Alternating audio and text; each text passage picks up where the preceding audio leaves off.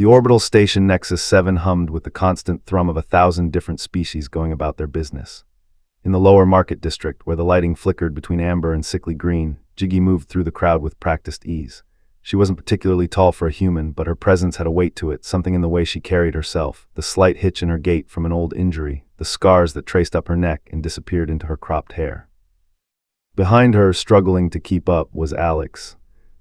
The boy was 12 standard years old, skinny as a rail, with wide brown eyes that still held wonder despite 3 months on this god's-forsaken station. He'd been orphaned when the colony transport Meridian suffered a catastrophic failure. Jiggy had pulled him from the wreckage along with 5 others. The others had families, places to go. Alex had no one. So now he had Jiggy. "Stay close," she muttered, not looking back. Her hand rested casually on the plasma pistol at her hip, casual but ready. "I am close," Alex protested, nearly tripping over a Quellan merchant's tentacle. Sorry.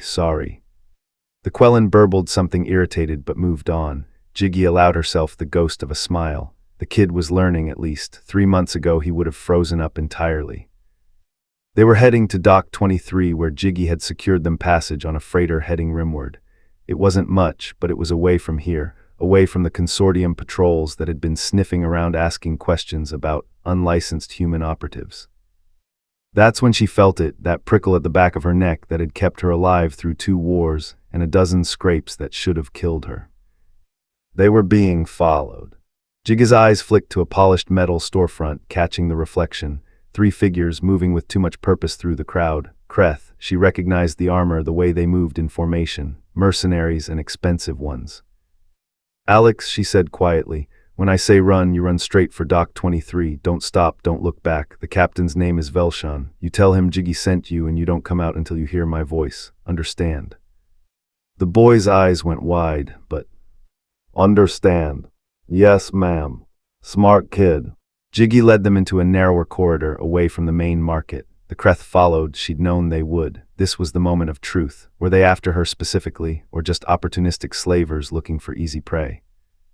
She got her answer when one of them raised a neural binder. Slavers then, and they'd made their biggest mistake. They'd assumed a human woman and a human child would be easy targets. "Run," Jiggy barked. Alex bolted. The boy was fast, good. One of the Kreth moved to intercept him, and that's when Jiggy moved. Humans weren't the strongest species in the galaxy, weren't the fastest either, weren't the smartest or the most technologically advanced, but humans had something that most species had evolved away from over their comfortable millennia, an absolute, bone-deep capacity for violence when protecting their own. Jiggy's fist caught the first Kreth in the throat, the weak point in their armor, right where the neck seal joined the chest plate. Chitin cracked. The Kreth made a wet, gasping sound and went down. The second one got his binder up, but Jiggy was already inside his reach. She grabbed his weapon arm with both hands and twisted. The Kreth shrieked as the joint bent the wrong way. She took the binder from his limp grasp and smashed it across his face plate. The third Kreth, the one who'd gone after Alex, had the boy by the arm. Everything went red. Jiggy didn't remember crossing the distance. She didn't remember the exact sequence of movements. What she remembered was the feeling of the Kreth's arm in her hands, one hand on the wrist, one above the elbow, and the sound it made when she ripped it clean out of the socket. The Kreth commander, she could tell by the markings on his armor, screamed. It was a sound that echoed off the metal walls, high and keening and full of agony.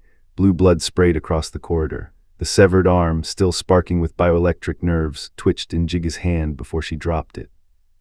Alex stood frozen, staring. "I said run," Jiggy said, her voice deadly calm despite the blood roaring in her ears. This time the boy listened. The other 2 Kreth were scrambling to their feet, but they were looking at their commander writhing on the ground, at the severed arm, at the human woman standing over him with blue blood on her hands and murder in her eyes. "You want to know the difference between you and me," Jiggy said, her voice low and cold. "You see easy prey. I see someone I need to protect, and there is nothing in this galaxy or the next that will stop me from protecting that kid." She kicked the commander's weapon away, then looked at the other 2. "You've got about 30 seconds before station security gets here. I suggest you take your friend and disappear. And you tell whoever sent you, you tell everyone in this sector. Humans don't have a lot of rules, but the ones we have, we'll burn the whole goddamn station down to enforce them." The Kreth looked at each other. Then they grabbed their commander, the one still screaming, clutching the spurting stump of his arm, and dragged him away, leaving a trail of blue blood in the severed limb behind. Jiggy stood there for a moment, letting the adrenaline drain. Her hands were shaking, not from fear, never from fear, but from the sheer effort of not going after them, of not finishing what they'd started. She'd been called a monster more than once, sometimes by enemies, sometimes by allies. She'd never particularly cared, but she didn't want Alex to see her that way. When she made it to Dock 23, Alex was there with Captain Velshan, a four-armed Tetrani with kind eyes and a ship that had seen better decades. "Your human came back," Velshan said, mandibles clicking in what might have been amusement. "The boy said there was trouble." "Trouble's handled," Jiggy said. Alex ran to her, and for a moment she thought he might be afraid. Instead, he crashed into her, arms wrapping around her waist. "You came back," he said, voice muffled against her jacket. "Always," Jiggy said, resting a blood-stained hand on his head. "I'll always come back." Velshan watched this exchange with interest. "I heard the station alert. 3 Kreth mercenaries reported a violent assault. One of them lost an arm." "Self-defense," Jiggy said flatly. "I'm sure," the captain said. "The interesting thing is the Kreth aren't pressing charges. In fact, they've already left the station, very quickly, very quietly." He paused. "The galaxy knows many things about humans, your endurance, your adaptability, your stubborn refusal to die when by all rights you should, but I think sometimes we forget the most important thing." "What's that?" "That humans will sacrifice everything for those they claim as family, not because of duty or honor or law, but because something in your species simply will not allow you to do otherwise." Velshan's mandibles clicked again. "It's terrifying, really, but also admirable." Jiggy said nothing. Alex squeezed tighter. "Your passage is still valid," the captain continued. "We leave in an hour. I suggest you both get cleaned up before then." Later on the ship, Alex finally asked the question she'd been expecting. "Why did you do it? Rip his arm off, I mean. You could have just, I don't know, shot them or something." Jiggy looked at the boy, really looked at him. At the way he was trying to understand, to make sense of violence he was too young to fully grasp. "Because they touched you," she said simply, "and I needed to make sure they understood, that everyone understood, what happens when someone touches my kid." Alex blinked. "Your kid?"